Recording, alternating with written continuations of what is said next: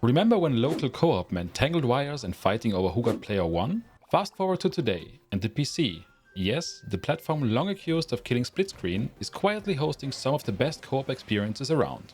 I am the IndieCrawler, and after way too many research hours with friends, I have handpicked 10 titles that are actually worth your time, to save you from endless scrolling and the occasional refund. And trust me, number 2 is a wild one. Remember the good old days of Tetris? Stacking blocks, clearing lines, and chasing that perfect drop?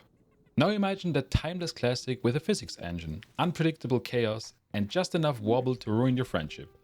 Welcome to Tricky Towers. Here, a solid foundation is key. You and up to 3 friends go head to head, trying to build the tallest, most stable tower without watching it collapse in a glorious mess.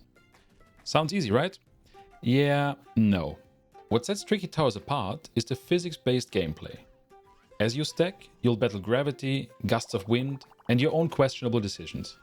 One wrong block and the whole thing topples like a poorly planned Jenga game.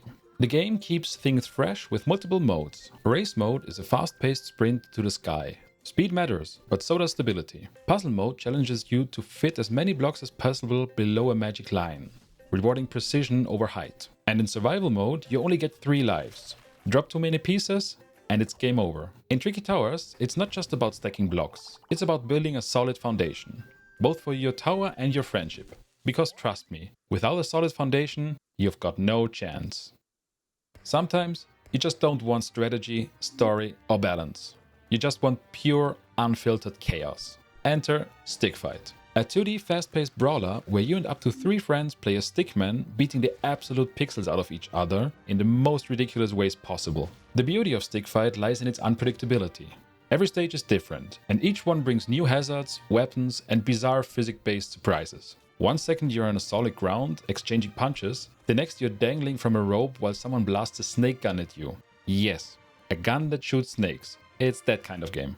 Matches are short, explosive, and absurdly funny. Weapons spawn randomly, from shotguns and laser rifles to exploding barrels, and death can come instantly from one mistimed jump or an unexpected collapsing platform. Yet, there's just enough skill involved to keep things competitive. Learning how to time jumps, throw weapons, or bait opponents into traps becomes its own kind of meta. But really, Stickfight shines best as a laugh until you cry party game. If your idea of a good time involves instant karma and accidental self-destruction, this is your kind of couch co-op mayhem. Some games strive for realism, precision, or tight mechanics. Gang Beasts? Nah. This game embraces chaos with both flailing arms. It's a brawler where the goal is that simple. Beat up your friends and yeet them off the stage. And yet, somehow it turns that simplicity into a hysterical masterpiece. What makes Gang Beasts truly special isn't just the fighting, it's the jank.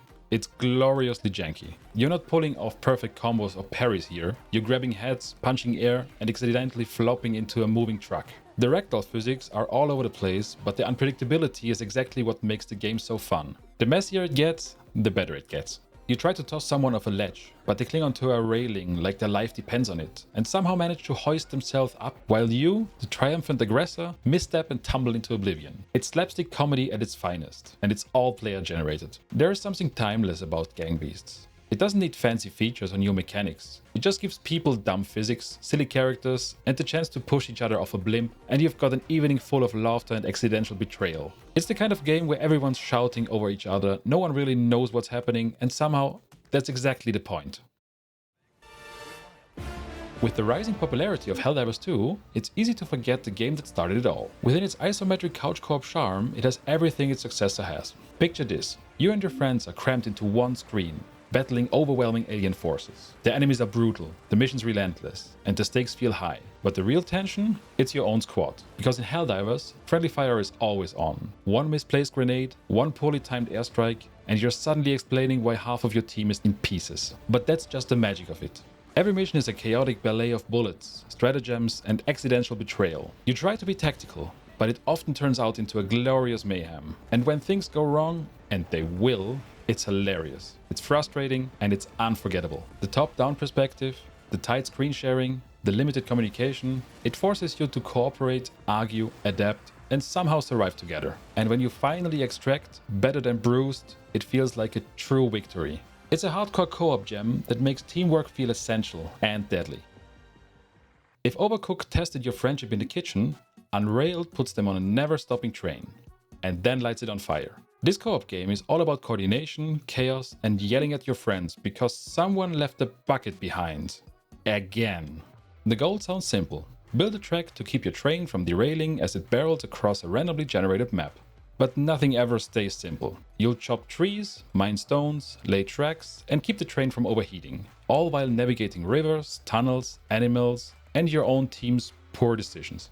Every second counts. One player lays tracks, another gathers resources, someone refills water, and someone else probably panics. Fortunately, you can upgrade your train with faster engines or auto miners to keep the chaos barely under control. As you progress, things get tougher. Biomes throw new obstacles at you, snow that slows you down, deserts that dry you out, and cows that just won't move. It's pure co-op pressure where one mistimed move or wrong pickup can spell disaster. What makes Unrailed special is the demand for real teamwork. No one can solo carry here. You need constant communication, quick thinking, and a lot of patience, because mistakes are inevitable and hilarious. It's fast and deeply rewarding when it all comes together. Just be ready to shout, laugh, and maybe reconsider who you invite to Gamenight. Broforce isn't just a game. It's a love letter to over-the-top 80s action movies. It's loud, it's explosive, and it kicks you in the face with overwhelming fast-paced action. The moment you hit start, you're dropped into a non-stop frenzy of bullets, explosions, and absurd heroism. You're not just playing as any soldier, you're cycling through a rotating cast of iconic action movie parodies. Each bro is a riff on legends like Rambo, Terminator, or Chuck Norris, each with their own signature weapon and wildly destructive abilities. And there's no downtime. You're firing from the first second and barely get a moment to breathe as wave after wave of enemies come at you. The levels are chaotic, destructible playgrounds filled with bad guys, explosives, and traps. And everything blows up. Its humorous take on patriotism will make you scream every now and then. Whether you mean it or not, you just can't resist the urge to liberate the lands from the baddies. Broforce is ridiculous, explosive, and outrageously fun. If you've ever wanted to turn your co-op night into a pixelated action movie, then this is the game to do it with. Take the intense action of Mario Kart, mix it with top-down racing of Micro Machines, and then turn it into a 2D platformer. Speedrunners.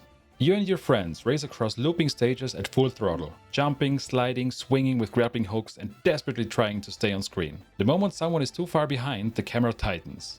And when you're off the screen, you're out. It feels like the video game version of chasing your friends around at the playground, except with rockets and spike traps. You're constantly in motion, and the best moments come from shaving off milliseconds, landing perfect grapples, or pulling off impossible recoveries. Until someone hits you in the face with a missile right before the finish line. We all got that blue shell flashbacks, right? It's competitive speedrunning. There's always that one round where you feel robbed. A crate hits you mid-jump. A rocket you didn't see takes you out. You yell, you laugh, and then you immediately jump into the next race. It's unpredictable, unfair, and absolutely hilarious. Speedrunners nails that feeling of old-school platforming speedruns. Trying to blaze through a level of Mario without ever letting go of the run button? We all did that. But now, you're doing it under pressure, with power-ups flying and friends breathing down your neck. It's a pure rush, and when you finally outpace everyone and slam that finish line, it feels like a sweet, deserved victory. Out of all the games on this list, TowerFall Ascension is in a league of its own when it comes to precision. It's a competitive, skill-based masterpiece that is second to none. It's a couch co-op game where you don't spray bullets or spam buttons. You get a bow, 3 arrows, and one shot can end the round. That's it. Every move counts, every miss has consequences, and every shot that misses its mark becomes a weapon your opponent can grab and fire back at you. It's incredibly simple to pick up. You run, you jump, you shoot. But it becomes a battle of wits and nerves almost instantly. You're dodging, wall jumping, catching arrows mid-air and waiting for that one perfect opportunity to strike. And when you land that clean clutch shot, it's pure satisfaction. Unlike the wild physics or casual approach of the other games, TowerFall is tight, precise, competitive. You're not laughing because someone fell off a ledge. You're holding your breath because you're down to your last arrow and someone just picked up the one you missed. It's fast-paced, rounds are short, and it's incredibly easy to get into just one more round loop with your friends. TowerFall Ascension is a real competitive masterpiece, a game you even want to train by yourself to show your friends who's the boss. Out of all the co-op games I played, Crawl is easily the most unique. On the surface, it looks like a classic dungeon crawler. You explore rooms, fight monsters, level up, and grab loot. But the twist? Every monster you fight is controlled by your friends. That's right. One player is the hero, battling their way through the dungeon, while the other three control traps, summons, and grotesque creatures, doing everything they can to take the hero down. The player who lands the final blow on the hero swaps places with them. Suddenly, they're the one with the sword, trying to push forward, while the others became the monsters again. It creates this brilliant loop of competitive co-op where you kinda have to work together, but everyone's out to get each other. As the hero, you're trying to survive long enough to reach the boss. And the others try to find brutal combinations of monsters and traps that make survival nearly impossible.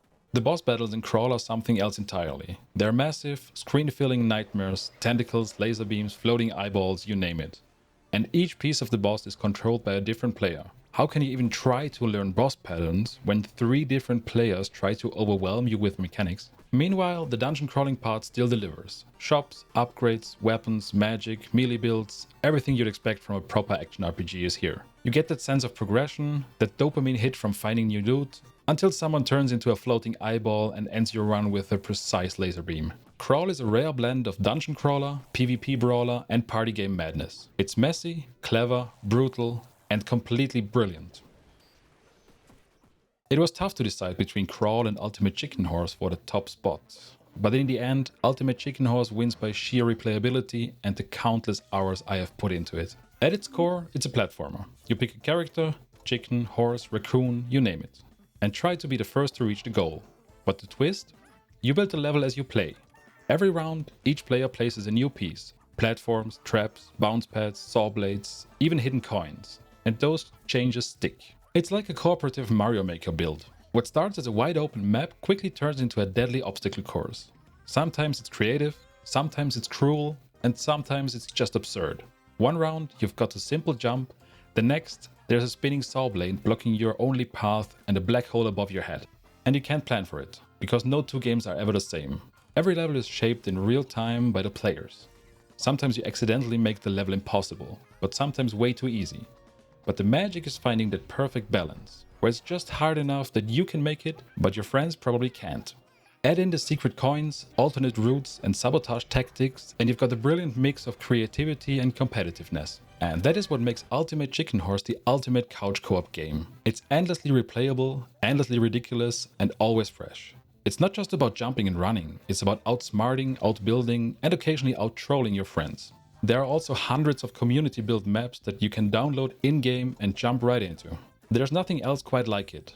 And after all the laughter, betrayals, and controller-flying moments, it absolutely earns the #1 spot. And that's a wrap for my personal top 10 local co-op games on Steam. I love seeing couch co-op making a comeback on PC. It's never been easier to grab a few controllers and turn Gamenight into an absolute mayhem. Of course, this list is just the beginning. You might have your own favorites I missed, so drop them in the comments down below. I'd love to check them out. If you enjoyed this video, give it a like and consider subscribing. It helps me to keep discovering interesting indie games for you. I have been the IndieCrawler, thank you for watching, and I'll see you in the next one.